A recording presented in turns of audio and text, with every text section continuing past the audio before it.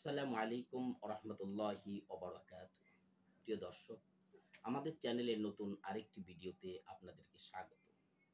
আজকে যে বিষয়টি নিয়ে আপনাদের সামনে হাজির হয়েছি সেটি অত্যন্ত গুরুত্বপূর্ণ একটি বিষয়। সেটি হচ্ছে আমাদের অনেকের বাড়িতে আমরা মনে করি জিনের উৎপাত রয়েছে। এমন অবস্থা আমাদের অনেকের অনেক সময় হয় যে বাড়িতে আমরা থাকি, অনেক আমাদের মাসে ইনকাম হয়, অনেক টাকা আমাদের রোজগার হয়, এরপরেও মাস গেলে আমাদের সেই টাকার মধ্যে কোনো বরকত পাওয়া যায় না, বরকত আমরা খুঁজে পাই না। অনেক টাকা আমাদের রোজগার হয়, মাস গেলে শুধু অভাব আর অভাব, অভাব অনটনের মধ্যেই আমাদের সংসার চলে। ঋণ হয়ে যায়, আমরা বিভিন্ন অসুখ বিসুখ, বিভিন্ন বিপদের মধ্যে আমরা পড়ে যাই। অনেক রকম অবস্থা আমাদের বাড়িতে হয়। এরপরে অসুখ বিসুখ লেগেই থাকে, স্বামী স্ত্রীর মধ্যে ঝগড়াঝাটি লেগেই থাকে, ছেলে মেয়ে কথা শোনে না, বিভিন্ন বিপদ আপদ একটার পর একটা মুসিবত আমাদের আসতেই থাকে।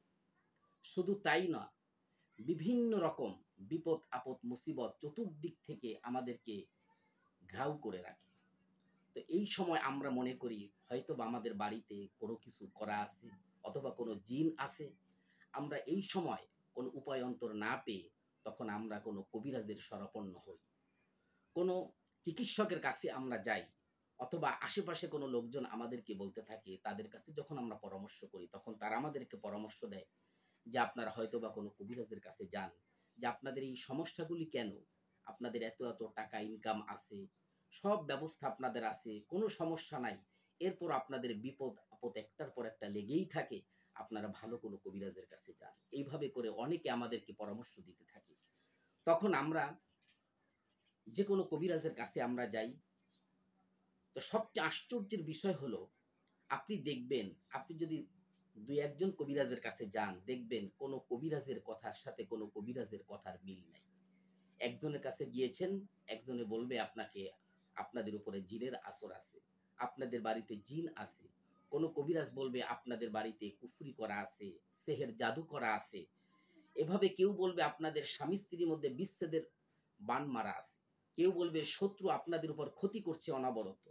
কেউ আপনাদেরকে বলবে যে আপনাদের বাড়ির মাটির নিচে অথবা আপনাদের শয়ন কক্ষে তাবিজ করা আছে।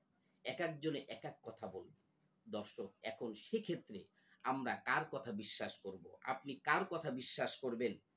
এই জন্য আজকের ভিডিওটি অত্যন্ত গুরুত্বপূর্ণ হতে চলছে। এই জন্য আপনাদের প্রতি আমার বিশেষ অনুরোধ, ভিডিওটি টেনে টেনে না দেখে সম্পূর্ণ ভিডিওটি আপনারা দেখতে থাকুন। সম্পূর্ণ ভিডিওটি যদি আপনারা দেখতে থাকেন, আপনার বাড়িতে যদি জিনের উৎপাত থাকে, তাহলে এই পরীক্ষাটি আপনি নিজেই করতে পারবেন। নিজেই কিভাবে বুঝবেন যে আপনার বাড়িতে জিনের উৎপাত আছে, এই ভিডিওতে আমরা সেই বিষয়গুলি নিয়ে আমরা এসেছি আপনাদের সামনে। তো দর্শক, চলুন কথা না বাড়িয়ে আমরা ভিডিওর মূল আলোচনায় চলে যাই। এইরকম সিচুয়েশন যদি আপনাদের সামনে চলে আসে, অবস্থায় যদি আপনারা পড়ে যান, তাহলে আপনারা যে কাজটি করবেন, নিজে নিজেই আপনি পরীক্ষা করবেন যে আপনার বাড়িতে আসলে কি কোনো জিনের উৎপাত আছে কিনা, আপনাদের বাড়িতে কোনো বদ জিনের আসর আছে কিনা, খারাপ কোনো জিন আছে কিনা, সেই পরীক্ষাটি আপনি নিজেই করবেন। তো দর্শক, চলুন আমরা কথা না বাড়িয়ে আমরা আসল কথায় আসি যে পরীক্ষাটি আপনারা কিভাবে করবেন। কারো শরণাপন্ন আপনার হওয়া লাগবে না, কোনো কবিরাজের কাছে আপনার যাওয়া লাগবে না। আপনি সর্বপ্রথম আপনি যে কাজটি করবেন, সেই কাজটি হচ্ছে আপনি বড়ই গাছ, বড়ই গাছ অথবা কেউ বলে কুল গাছ, বড়ই গাছ অথবা কুল গাছ, এই গাছের ছবিটা আমরা স্ক্রিনে দেখিয়ে দিচ্ছি। হয়তোবা আপনারা অনেকে চিনেন না, হয়তো কথায় বুঝতে পারতেছেন না। বড়ই গাছ অথবা কুল গাছ আমাদের স্ক্রিনে ছবিটা আপনারা দেখে নিন। তো দর্শক, এই বড়ই গাছে আপনার সর্বপ্রথম কাজটি হলো আপনি বড়ই গাছের 11টি পাতা আপনি ছিঁড়বেন। এখন প্রশ্ন হতে পারে যে হুজুর 11টি পাতা ছিঁড়বো, অনেক সময় বড়ই গাছের পাতাগুলি ছিদ্র ছিদ্র থাকে, এরকম ফ্রেশ পাতা হতে হবে কিনা, কচি পাতা হতে হবে কিনা, অনেকে আমাদের কাছে আপনারা হয়তো বা জিজ্ঞেস করবেন। এই জন্য আগেই বলছি, ফ্রেশ দেখে আপনি 11টি পাতা নেবেন। তো সেটি যদি কচি পাতা হোক অথবা গোড়ার পাতা হোক, কোনো সমস্যা নাই, পাতাটি কোনো ছিদ্র থাকতে পারবে না। ভালো দেখে আপনি 11টি ফ্রেশ পাতা আপনি নেবেন। তো তার আগে একটি কথা আপনাদেরকে বলে নেই, এই পাতা যখন গাছের আপনি ছিঁড়তে যাবেন, এটি হতে পারে আপনার জন্য কোনো বিপদ, বিপদ আপনার দিকে আসতে পারে, যে কোনো সমস্যা আপনার হতে পারে। তো সেক্ষেত্রে আপনার যে কাজটি করতে হবে, অবশ্যই গাছের পাতা যখন আপনি ছিঁড়বেন, আপনার অজু করে পাক পবিত্র হয়ে আপনার শরীরকে বন্ধ করে এরপর আপনার গাছের পাতাটি ছিঁড়তে হবে। এই গাছের পাতাটি আপনি দিনে ছিঁড়বেন। দিনে যে কোনো 11টি পাতা আপনি ছিঁড়বেন। 11টি পাতা ছিঁড়লেন আপনি দিনে। আপনার শরীরকে বন্ধ করে 11টি পাতা আপনি ছিঁড়বেন। ছেঁড়ার পরে যে কাজটি করবেন, পাতাটি আপনি ঘরে নিয়ে আসছেন। ঘরে নিয়ে এসে আপনি পাতাটি রেখে দেন। পাতাগুলি রেখে দেন। রেখে দেওয়ার পরে যখন রাত হবে, রাত যখন মোটামুটি 12টা বাজবে, 12টা অথবা 12টার পরে, এই সময় আপনার যে এই কাজটি করতে হবে। 12টার আগে কাজটি করবেন না। অর্থাৎ তাহাজ্জুদের নামাজের ওয়াক্ত সময় যখন শুরু হয় তখন আপনি কাজটি করবেন। তো রাত যখন হলো, আপনি 11টি পাতা আপনি ঘরে দিনে এনে রাখলেন। এরপর একটি কাঁচের গ্লাস আপনি নিবেন। কাঁচের গ্লাসের মধ্যে আপনি 1 গ্লাসের একটু সামান্য পানি আপনি নিবেন সেখানে। পানি নেওয়ার পরে আপনি যে কাজটি করতে হবে, আপনার নির্জন একটি জায়গায় যেতে হবে। আপনার বাড়ির উপরে যদি ছাদ থাকে, সেই ছাদে গিয়ে যদি আপনি কাজটি করেন, অবশ্যই সেটা খুব ভালো হবে। সেটাই আপনার জন্য খুব বেটার একটি জায়গা। যদি ছাদ থাকে, ছাদে করবেন। আর যদি আপনার বাড়ির ছাদ না থাকে, আপনার বাড়িতে যদি টিনের ঘর থাকে, তাহলে আপনি এই কাজটি করবেন একা একা ঘরে বসে, যেই ঘরে কেউ না যাবে, আপনাকে কেউ ডিস্টার্ব করবে না, এমন একটি ঘরের ভেতরে আপনি মৃদু আলো জ্বালাবেন। আপনি লাইট জ্বালাবেন না। আপনার ঘরে যদি ডিম লাইট থাকে, ডিম লাইট জ্বালাবেন, না এই ছোট্ট একটা মোম আপনি জ্বালিয়ে নেবেন, আপনাকে যেন কেউ ডিস্টার্ব না করে। তো সেই ঘরে আসলেন অথবা ছাদে আপনি গেলেন। ছাদে যাওয়ার পর আপনার যে কাজটি করতে হবে, আপনি একটি চক নিবেন। চক আমরা সবাই চিনি, যে চক দিয়ে বাচ্চারা লেখা বা পড়াশোনা করে, সিলেটের মধ্যে লেখে। এরকম একটি চক নিবেন আপনি। চক নিয়ে আপনি আয়তাল কুরসি দিয়ে একটি রাউন্ড দিবেন। অর্থাৎ আপনি গোলাকার করে একটি দাগ দিবেন, গোল করে একটি দাগ দিবেন। আপনি গোল করে যখন দাগটি আপনি দিবেন, তখন যখন দাগটি আপনি শুরু করবেন, রাউন্ডটা যখন আপনি শুরু করবেন, তখন আপনি বিসমিল্লাহির রহমানির রহিম বলে এইভাবে রাউন্ডটা শুরু করলেন। আল্লাহু লা ইলাহা ইল্লা হুয়াল হাইয়ুল কাইয়্যুম। পুরা আয়াতুল কুরসিটা আপনি রাউন্ডটা শুরু করবেন, আয়াতুল কুরসি পড়তে পড়তে শুরু করবেন। আর রাউন্ডটা যখন আপনি শেষ করবেন, ওখানে যখন মিলিয়ে দিবেন, তখন যাতে আপনার আয়াতুল কুরসিটি শেষ হয়ে যায়। তাহলে ওই যে জায়গাটুকু আপনি রাউন্ড দিলেন, আপনি গোলাকার করলেন, ওই জায়গাটুকু আপনার বন্ধ হয়ে গেল। এরপরে দর্শক যে কাজটি করবেন, সেটি হচ্ছে আপনি গ্লাসটি এবার ওই রাউন্ডের ভিতরে, ওই গোলাকার বৃত্তের ভেতরে যে জায়গাটুকু আপনি বন্ধ করলেন, ওখানে আপনি গ্লাসটি রেখে দেবেন। গ্লাসটি আপনি রেখে দেওয়ার পরে আপনার যে কাজটি, সেটি হচ্ছে আপনি আগেই যে 11টি বড়ই পাতা আপনি গাছ থেকে ছিঁড়ে নিয়ে এসেছিলেন দিনে, সেই বড়ই পাতাগুলি আপনি গ্লাসের ভিতরে আপনি রেখে দেন। তো দর্শক, বারবার একই একই কথা কিন্তু আপনাদেরকে আমরা বলছি, সেটি হচ্ছে এই কাজগুলি যখন আপনি করবেন, অবশ্যই আপনার শরীর পাক ও পবিত্র থাকতে হবে। অবশ্যই আপনি অজুরত অবস্থায় থাকতে হবে। অবশ্যই আপনার শরীর কিন্তু বন্ধ রাখতে হবে, নাই যে কোনো সময় যে কোনো বিপদ আপনার উপর আসতে পারে। হ্যাঁ দর্শক, এটাই। তো আপনি এরপরে 11টি পাতা ওখানে আপনি দিলেন।